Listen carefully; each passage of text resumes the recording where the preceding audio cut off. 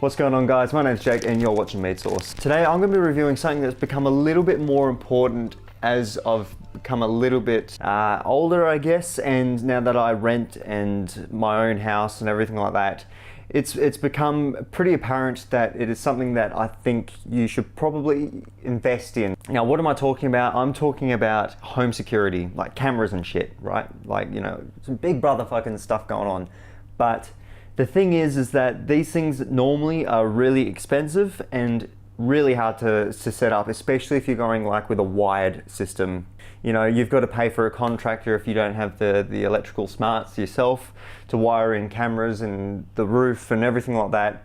So it can be a bit, it can seem a little bit more difficult and it might scare a lot of people off of actually going with home security. However, lately I've been noticing a lot of wireless systems that all run off batteries and everything like that, like the is it Netgear, the Arlo Pro. Now they are really cool and that's the ones that I originally wanted, but the thing is, I'm not ready to pay like $800 for the 3 cameras or whatever it is, and this is in Australian dollars. So I was looking for something that was, you know, a bit more within my budget, still good quality. Well, you're not going to protect your house necessarily, but at least you can get a photo or get a picture of who these people are that are invading on your property. Anyway, so after a copious amount of fucking research, I ended up coming across this little guy right here. Now, this is the Wyze Cam. They're sold on Amazon.com for about $25 US a camera, so it works out to be about 35 bucks Australian for one of these cameras, and they do actually ship to Australia, you know, if you're willing to wait 2 to 3 weeks or whatever. So that's pretty good. However, I actually wanted these a little bit sooner, so I bought these off eBay. I'll supply the links for both down below. Now, I actually paid about $60 per camera in this case. It was basically for 2 cameras, it was going to cost me about $120 if I bought them off eBay, or about $90 if I bought them off Amazon.com with the SD cards and plus the shipping and everything like that. So I wanted these a little bit sooner. It's actually school holidays here at the moment, and turns out the dodgiest bastards are actually the kids.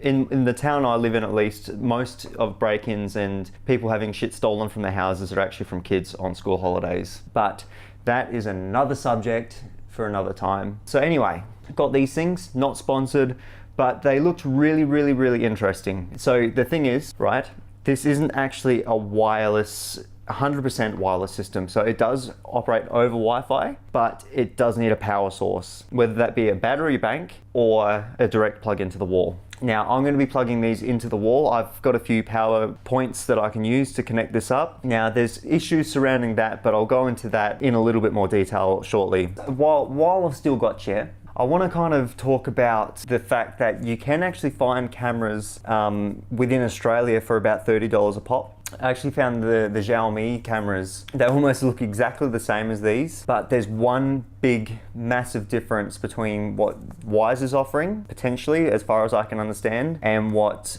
Xiaomi is offering. These come with 14 days of free cloud recording. 14 days of free cloud recording. The Xiaomi ones do not come with any form of cloud recording unless you've got a special form of modem that has to also be from Xiaomi, and you can plug an external hard drive into it and all this and that.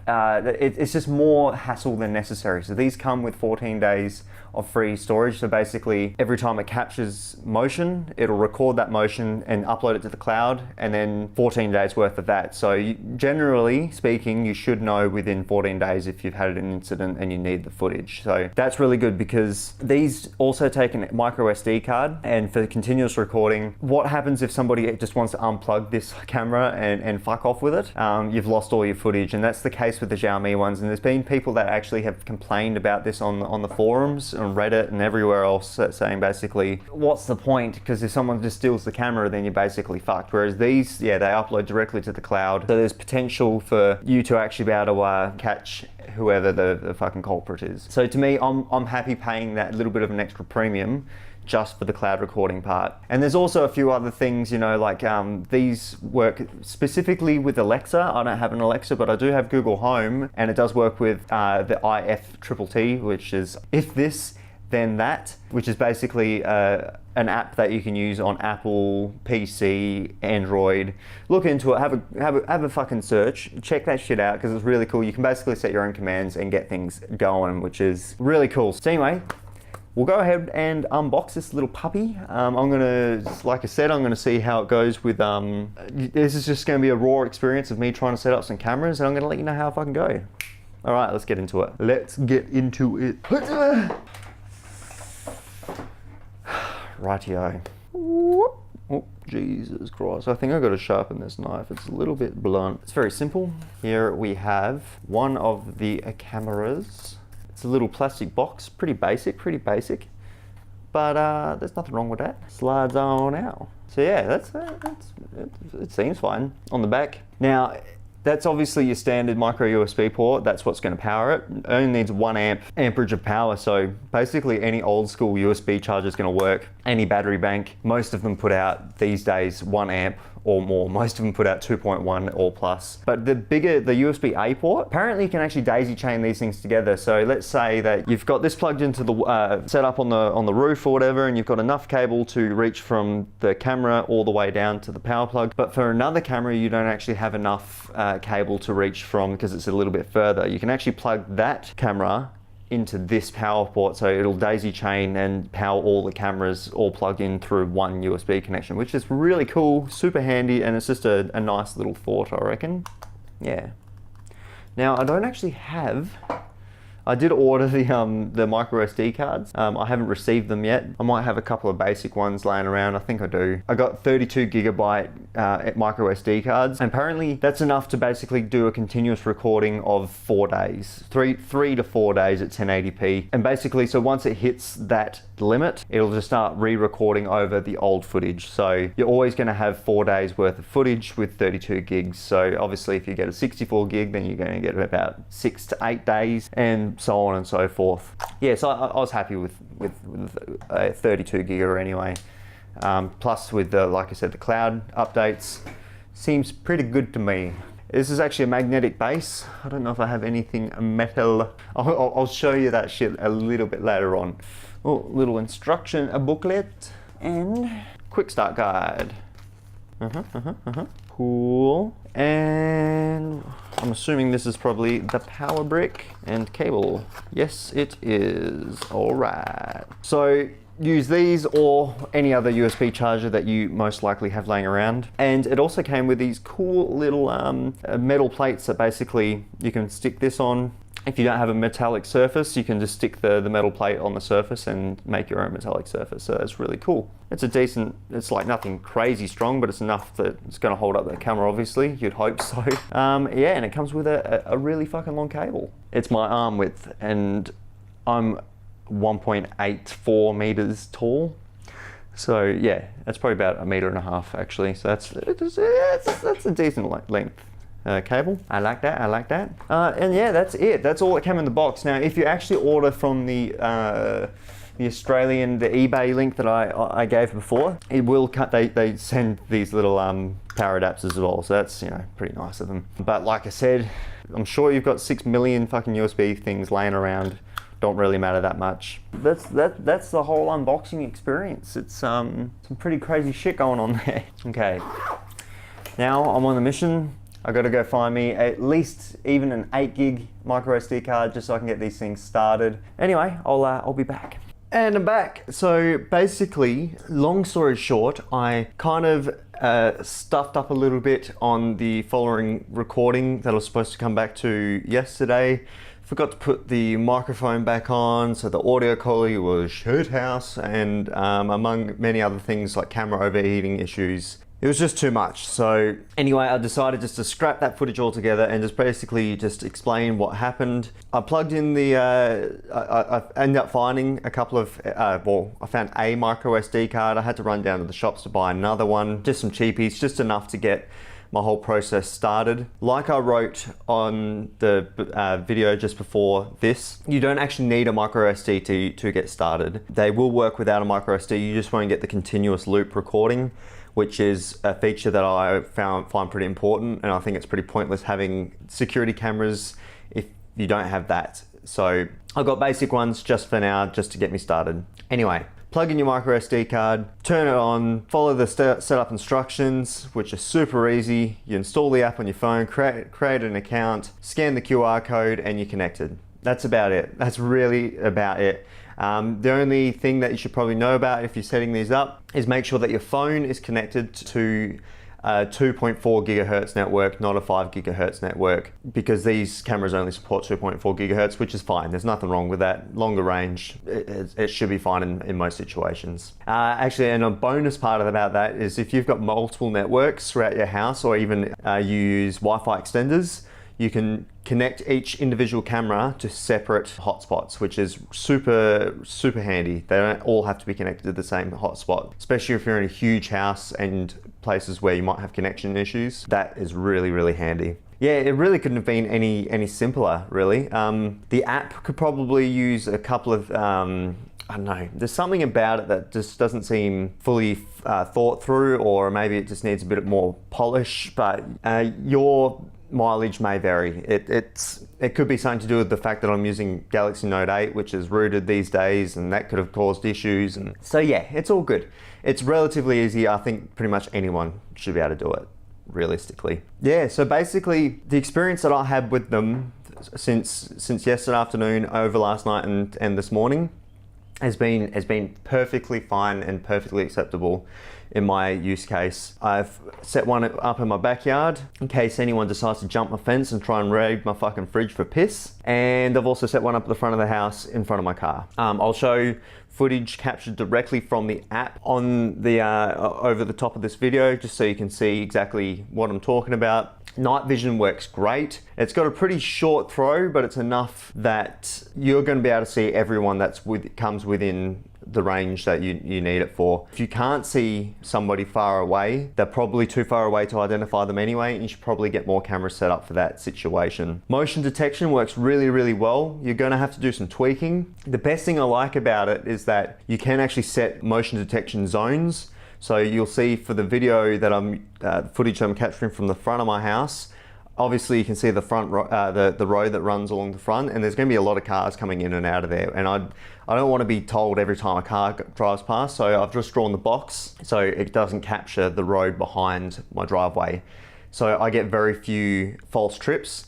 To be honest, the trips that I get the most often are during night time, when the night vision is activated and bugs fly past the screen. It's a big white object that flies past the screen. It's pretty hard. It doesn't really matter how low down you turn your detection threshold.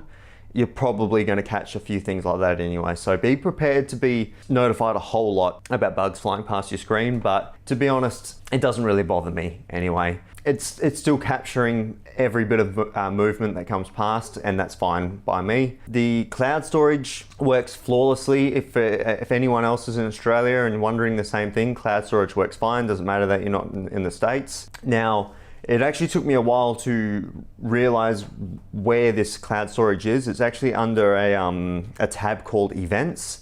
So that's events that are captured either by motion or by sound. I don't have any sound activated events on my cameras, but you might want that if you're trying to, say, use this as a baby cam. It'll capture an event if the baby cries or makes a bang or something like that. And it'll also capture footage if there's a fire alarm or a CO2 alarm. So there's been a lot of thought that's gone into such a cheap product, and that's the value there. It's pretty great. The cloud storage, like I said, will capture 14 days worth, and each clip that it captures is about 12 seconds of footage. And basically it'll record within about a second of the object coming onto screen. Usually you'll find that, yeah, basically you're not going to have any worry about not capturing the movement in time. It's got two-way speakers, so you can speak through the camera, and you can also listen to what the camera's hearing. So maybe you might get a notification while you're at work saying that there's somebody, there's been motion detected. You open up the camera, you see that there could be someone dropping off a package. You can speak through the camera and say, "No worries, mate, just leave the package there for us." Or you catch some cheeky bastard trying to break into your place, you can say, "Hey, fuck off, I'm going to call the police.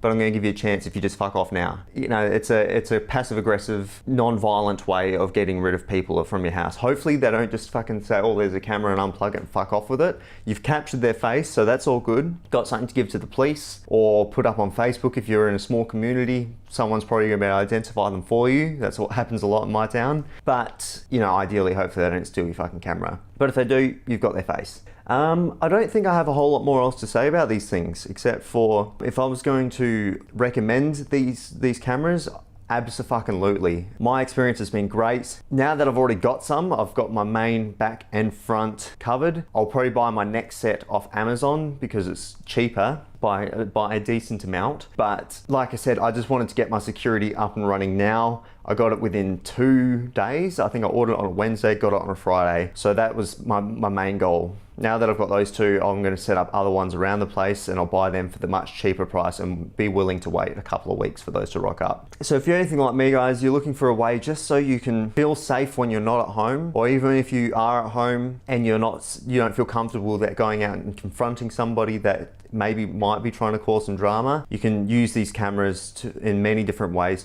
to help make that a bit more of a comfortable experience for you, as much as you can at least. And the main thing is, at the end of the day, people are going to steal shit. People are going to vandalize your stuff. Hopefully not, but it can happen. So the point of these cameras is to either stop them when they know that there's a camera around, or if they don't stop, at least you've got footage so you can use it for insurance purposes, which if you're using it for insurance purposes, having images and proof that something like this has happened helps a fucking lot in those situations. So it could save you a lot in premiums and a lot in other kind of bills that you might have to pay. Anyway, guys, I hope this video was helpful. I know that I kind of fucking blabber on a bit. I try to be informative, but if you'd like to see these videos maybe a little bit shorter, let me know and I'd be happy to try and compress my videos a lot more and just stop talking shit. But some of you might actually like that. I noticed in the comments some of you do like the fact that I go into such detail. So yeah, give us a little bit of a give us a bit of feedback. I'm happy to take it all. Positive criticism is always good criticism in my eyes. So anyway, guys, thanks for watching. I'll see ya in the next video. Bye. Guys, thanks for watching the video. As always, please put a comment in below if you have any questions. I'll try my best to answer them. Hit that like button. It actually helps a load. Also, you know, if you want to hit the subscribe button as well, that probably helps even more. And if you really want to, hit the notification bell button as well, and you'll always get the latest videos from myself. Yeah, thanks for watching. Jake, Meat Sauce. See you in the next video. Have a good one, guys. Bye.